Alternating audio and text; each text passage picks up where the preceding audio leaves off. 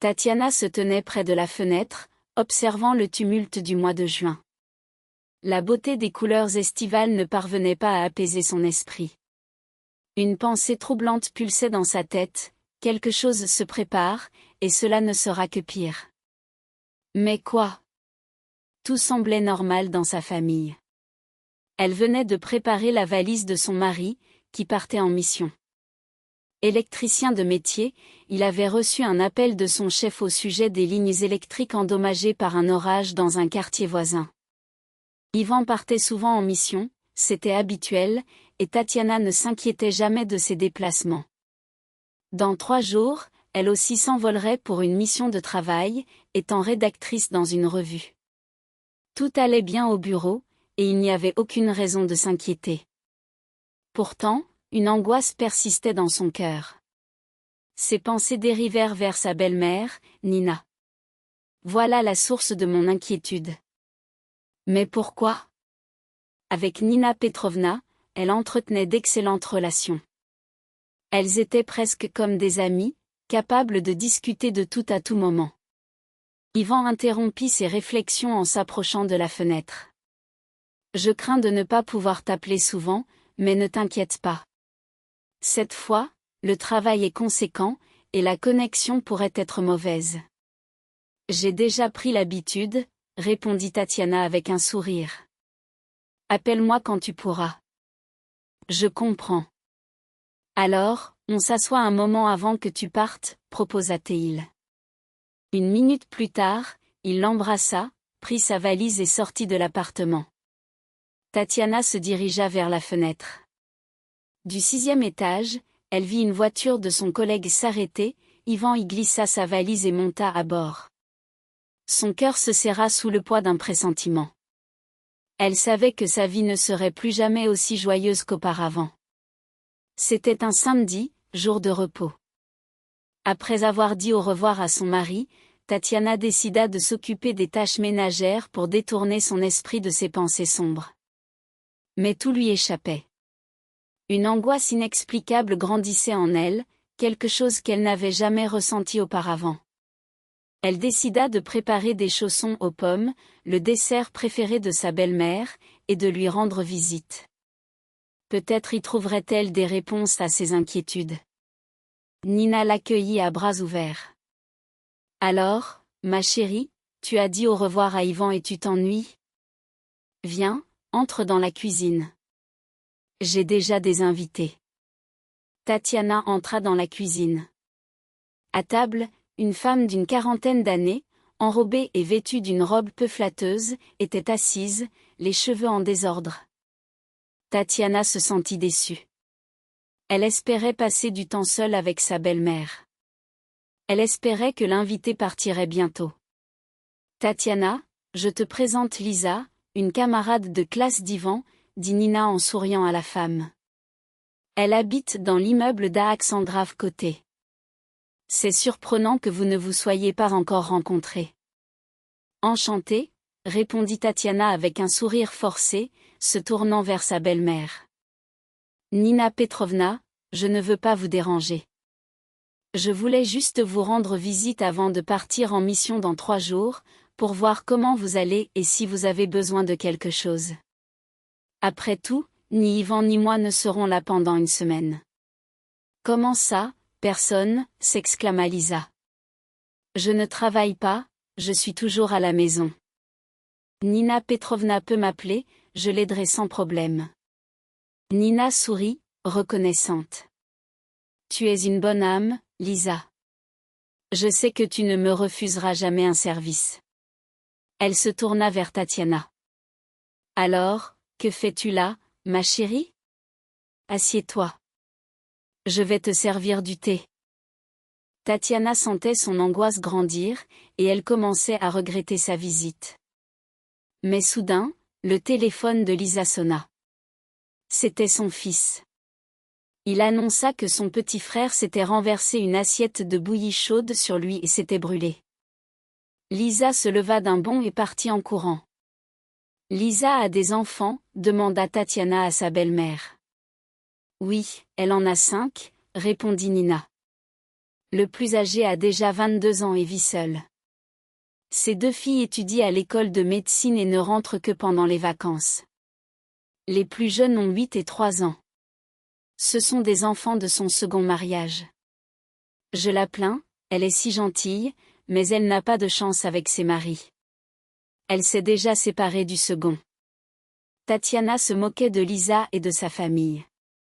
Elle voulait parler à sa belle-mère d'elle-même, mais ne savait pas par où commencer. Nina remarqua que sa belle-fille, d'habitude joyeuse et calme, était nerveuse. Elle l'observa attentivement et demanda : « Tout va bien avec Ivan ?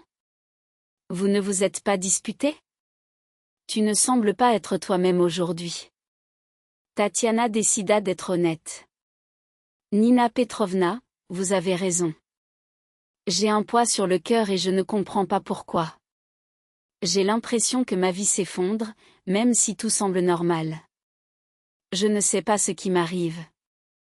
Je suis venue ici parce qu'être près de vous me rassure. » Elle s'attendait à ce que sa belle-mère lui dise qu'elle s'inquiétait pour rien, que tout cela n'était qu'une passade. Mais Nina la regarda d'un air particulier, un léger sourire sur les lèvres. « J'ai toujours su que tu avais un instinct aiguisé, » dit-elle d'un ton détaché.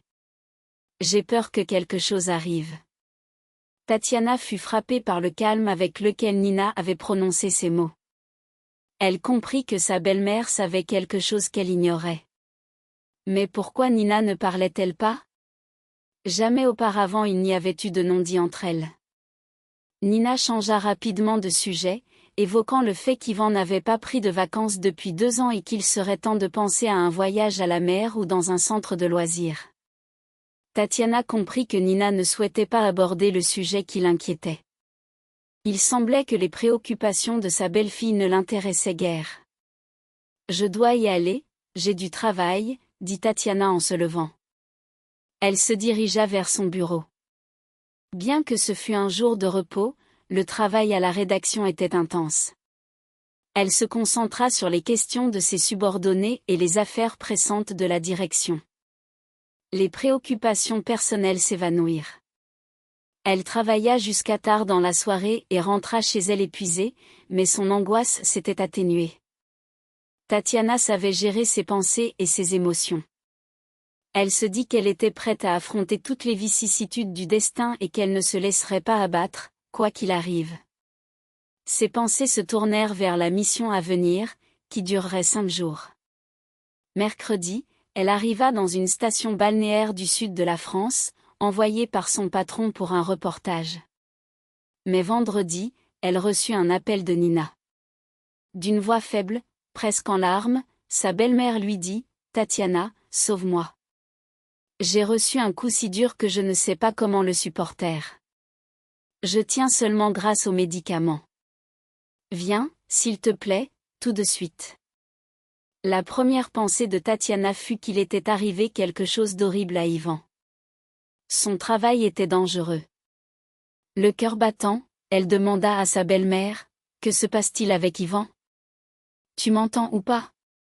Je suis en train de mourir. » « Tu viens ou ça t'est égal que je vive ou que je meure ?» s'énerva Nina. « Nina Petrovna, je vais contacter mon patron, je vais lui expliquer la situation. Je pense qu'il me laissera revenir. Attendez, je vous rappelle tout de suite. » 5 minutes plus tard, elle rappelait sa belle-mère pour lui annoncer qu'elle avait obtenu l'autorisation de revenir, mais qu'il n'y avait pas de billet d'avion, alors elle prendrait le train. Elle lui dit de tenir bon et la rassura, affirmant que tout irait bien.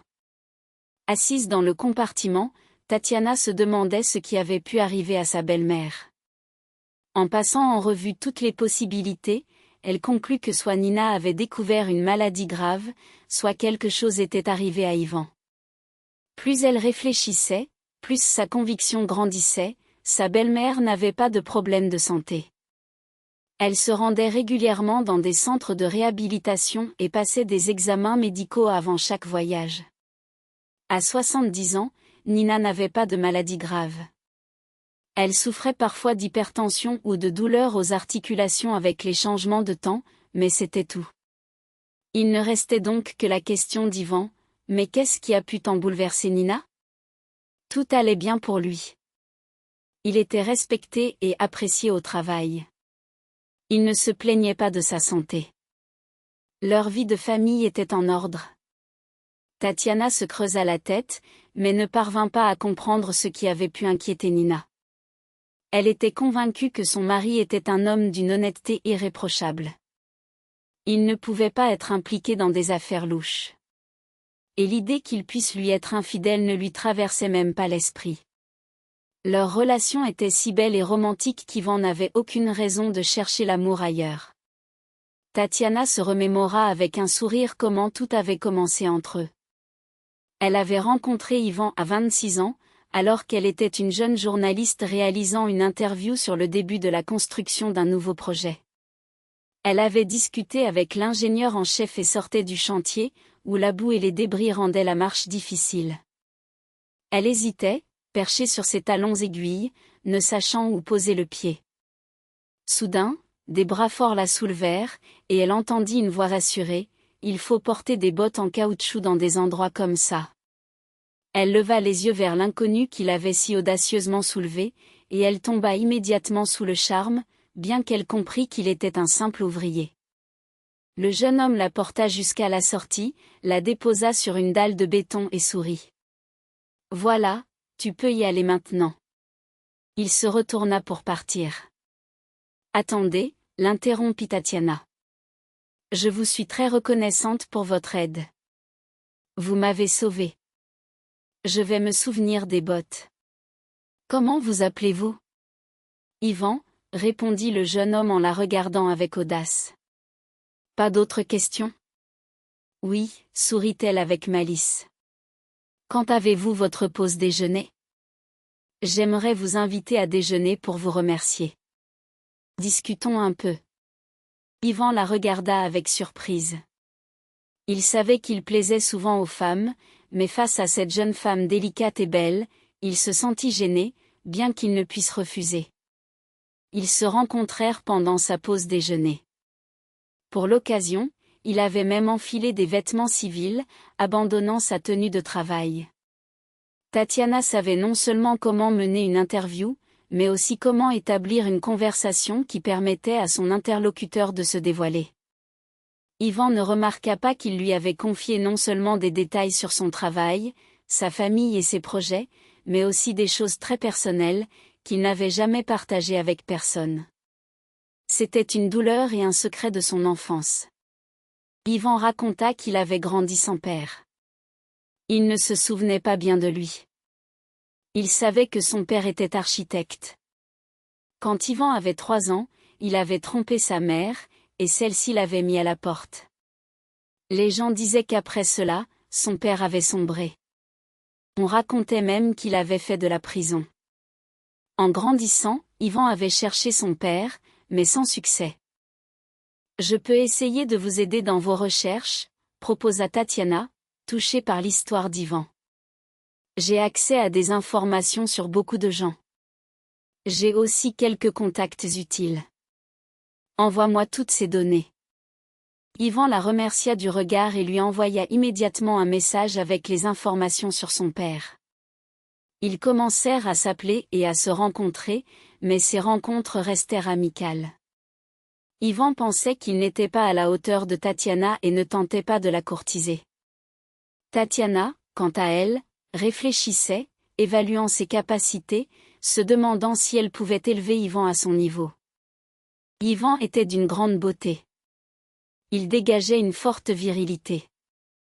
Il était courageux, déterminé, honnête. Il ne lui manquait que cette touche de noblesse qui lui permettrait de se sentir à l'aise dans n'importe quel milieu exigeant. Tatiana était tombée amoureuse d'Ivan en un mois, et elle était prête à l'aider dans sa quête pour retrouver son père. Un mois plus tard, elle lui remit un dossier en disant « C'est tout ce que j'ai pu découvrir sur ton père. Ne le lis pas tout de suite, attends d'être chez toi. » Elle savait que le contenu de ce dossier serait un choc pour lui. Ivan vivait avec sa mère dans un petit appartement de 2 pièces, situé dans un vieil immeuble de 5 étages. Depuis qu'il se souvenait, ils avaient toujours habité là.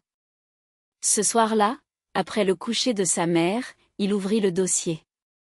Les informations qu'il découvrit le bouleversèrent. Il comprit que sa mère avait tout fait pour empêcher leur rencontre. D'abord, il eut envie de lui en parler, mais il décida finalement que ce n'était pas la peine. Il savait maintenant qui était son père et où il se trouvait, mais il ne souhaitait pas le rencontrer. Ils étaient trop différents. Son père, un homme d'un certain statut, n'apprécierait probablement pas que son fils soit un simple électricien. Le lendemain matin, lors du petit déjeuner, Ivan posa une question innocente à sa mère. « Maman, pourquoi t'es-tu séparée de papa ?» Elle s'assit à ses côtés, le regard triste. « C'est parce qu'il m'a trompée une fois. » « Mais tu ne peux pas comprendre, mon chéri. La vie est compliquée. À l'époque, j'étais jeune et belle. Ton père m'aimait, et moi aussi. Mais une fois mariée, j'ai réalisé que l'amour ne suffisait pas. Ses amis parlaient tous des langues étrangères, et leurs conversations étaient souvent incompréhensibles pour moi. Je me sentais comme une idiote parmi eux. « Que veux-tu dire ?» demanda Ivan, surpris. Il n'avait jamais entendu sa mère parler ainsi. Elle poursuivit, « J'ai compris qu'il me fallait un homme simple, comme moi. Quand André m'a trompé, j'ai demandé le divorce. Je veux que tu trouves une fille qui te ressemble. » Ivan sourit, « J'ai une copine, Tatiana. Elle est journaliste. » Sa mère se tendit. « Pourquoi une journaliste ?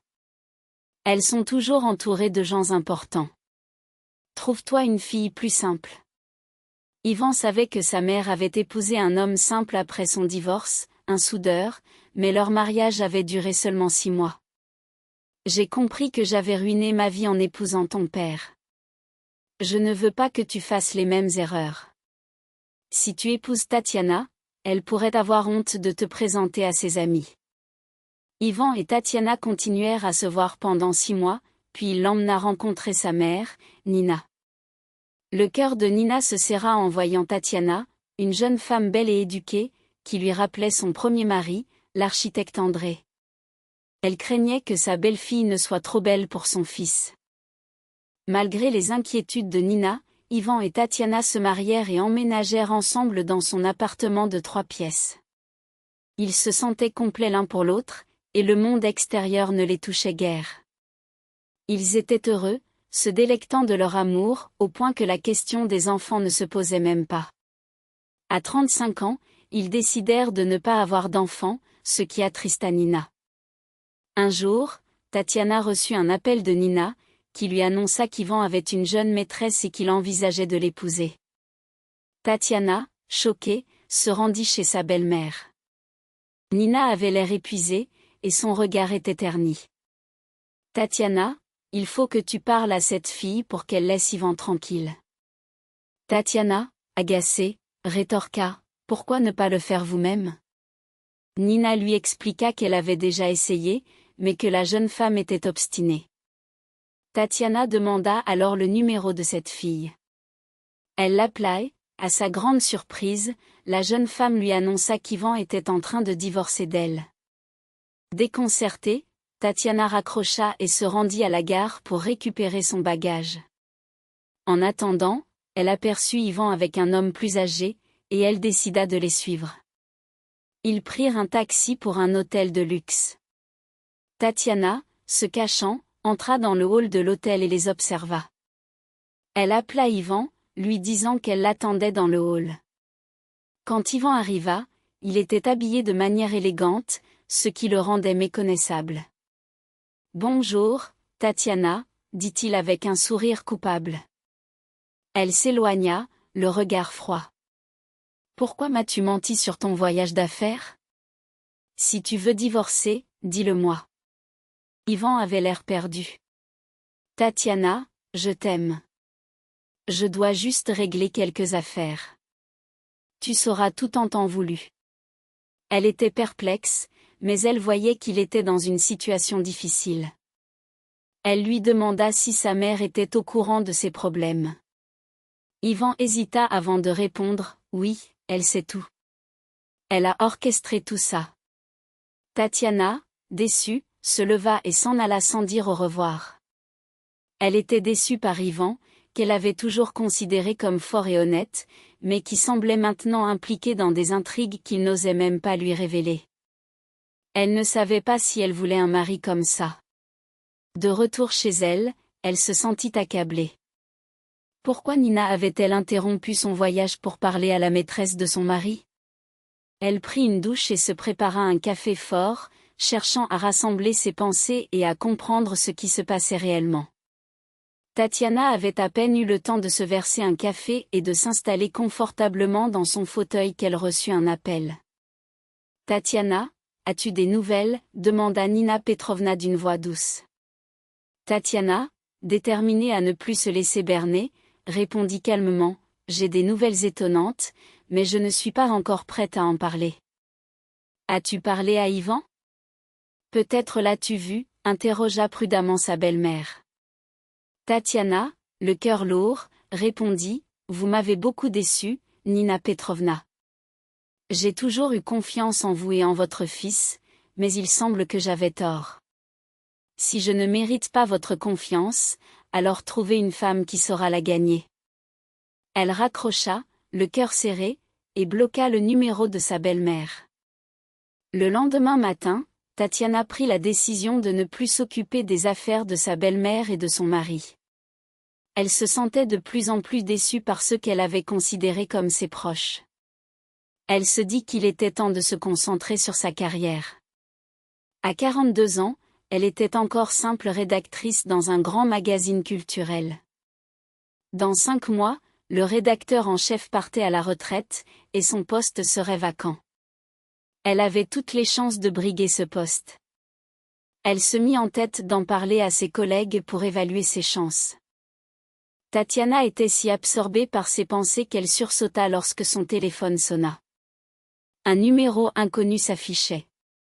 Elle décrocha et entendit une voix féminine, nerveuse. « Bonjour, Tatiana. Vous devez vous souvenir de moi, je suis Lisa. Nous nous sommes rencontrés chez Nina Petrovna, nous avons pris le thé ensemble.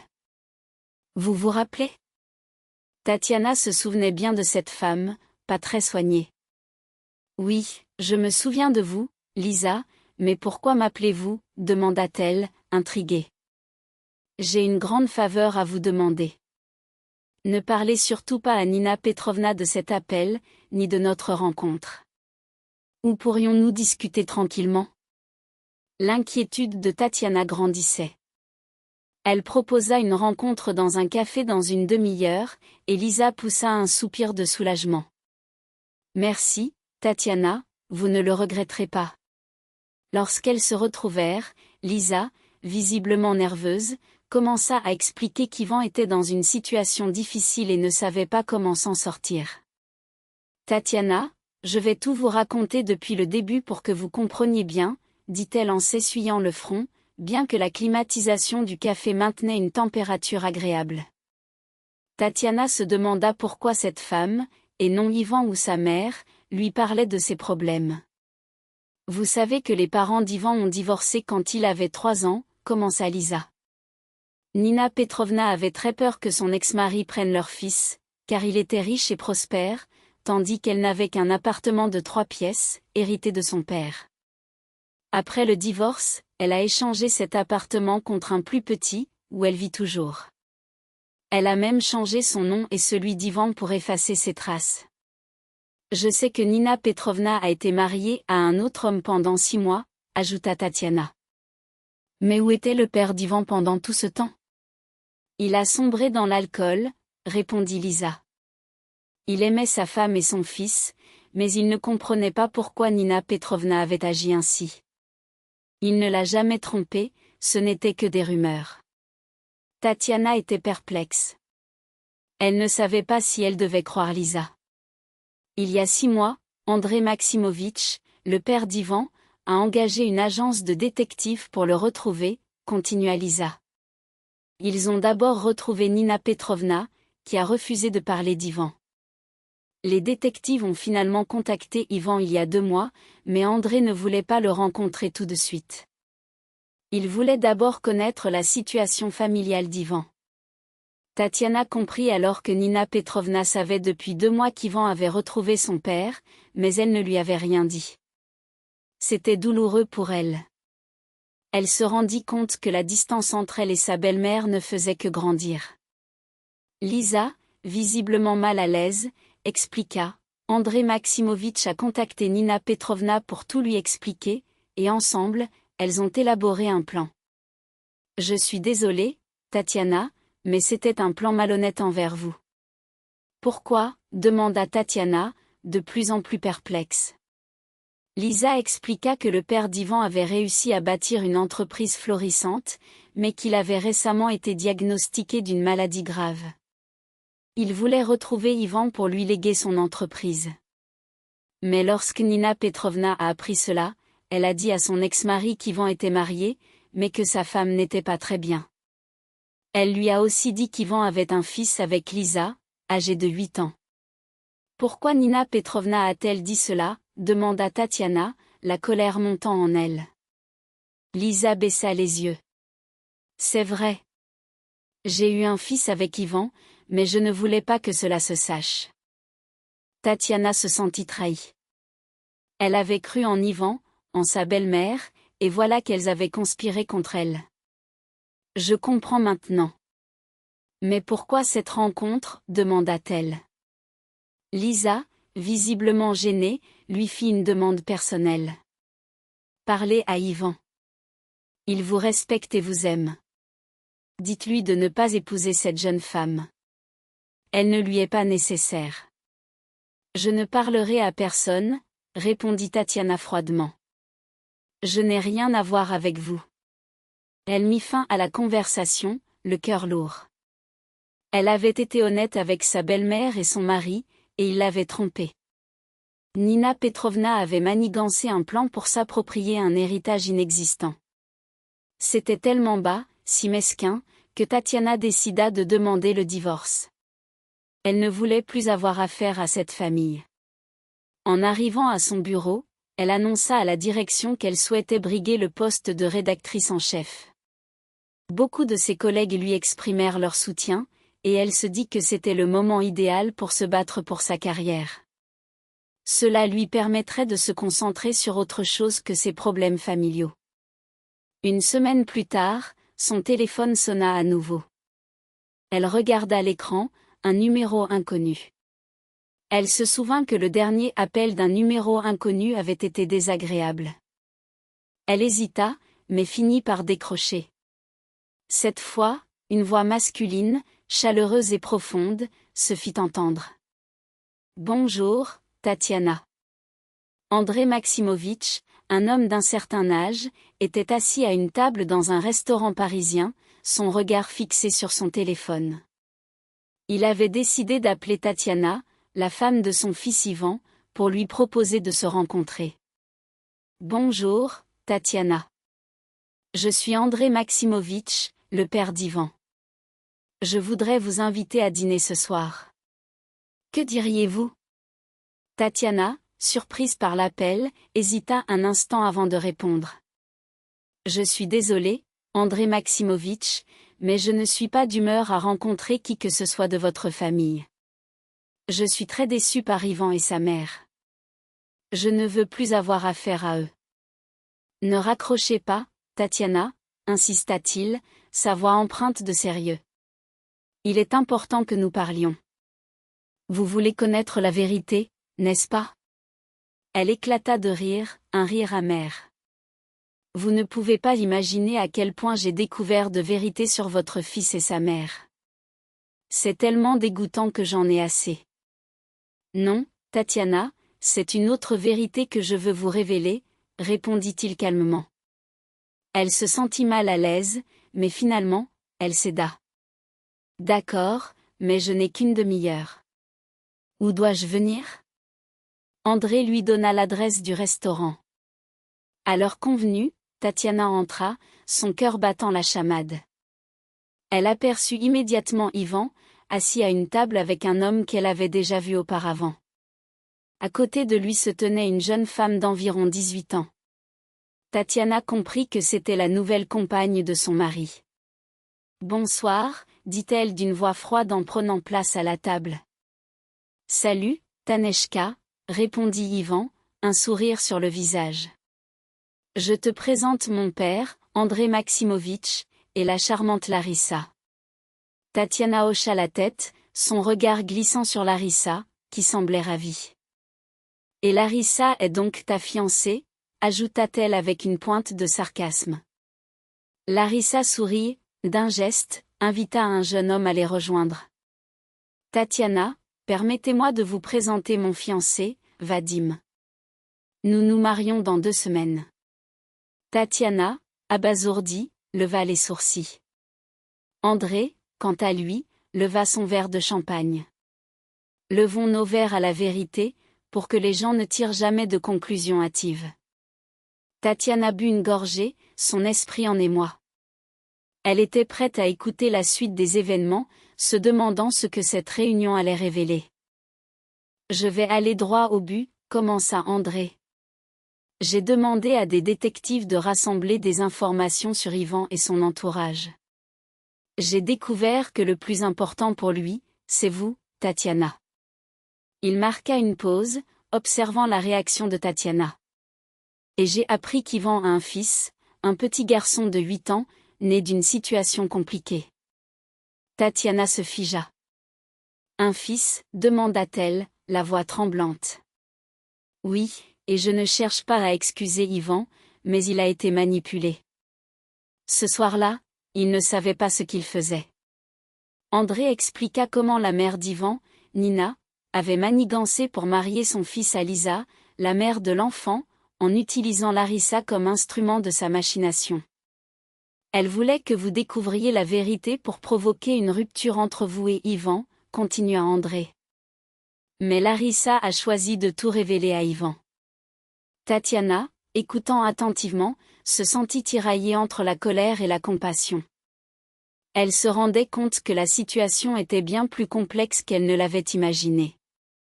Alors, qu'est-ce que vous attendez de moi, demanda-t-elle finalement, le regard fixé sur André.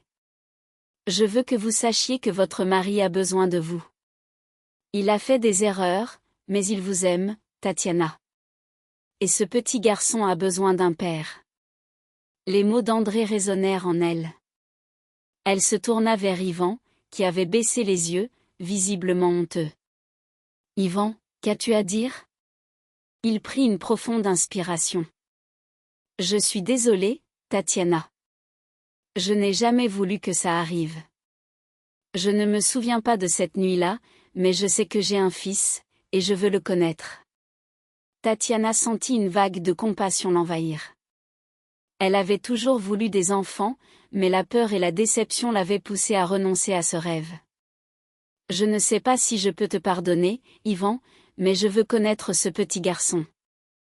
Je veux qu'il fasse partie de notre vie, dit-elle, sa voix tremblante. André sourit, soulagé. C'est un bon début, Tatiana. Larissa, qui avait écouté silencieusement, se leva. Je dois y aller. Vadim m'attend. André lui tendit une enveloppe. Prenez cela, Larissa. C'est un petit geste de remerciement pour votre honnêteté. Merci, André, mais je ne peux pas accepter cela, répondit-elle, gênée. Non, prenez-le. Vous méritez cette reconnaissance, insista Tatiana, lui passant l'enveloppe. Larissa, touchée, acquiesça. Merci à tous. Je vais donner une partie à un refuge pour animaux. André se tourna vers Tatiana.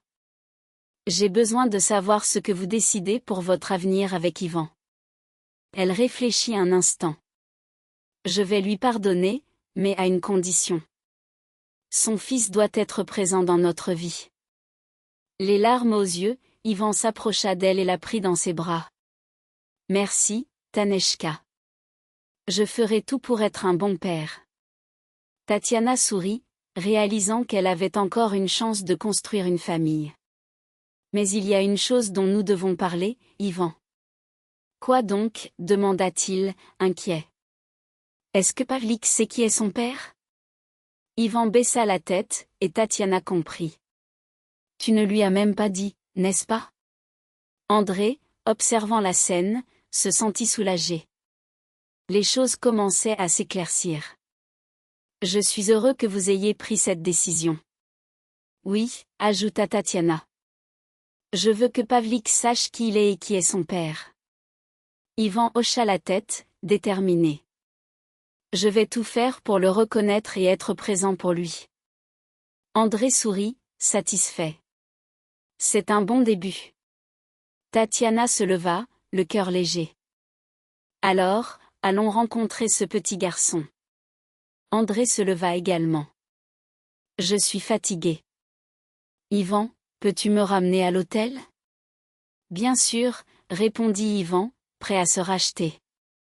Tatiana les observa partir, un sourire sur le visage. Elle savait que des défis les attendaient, mais elle était prête à les affronter. Elle appela le serveur, commanda une bouteille de champagne et leva son verre. À la vérité et à la famille, murmura-t-elle, le cœur plein d'espoir. Abonnez-vous à la chaîne de nombreux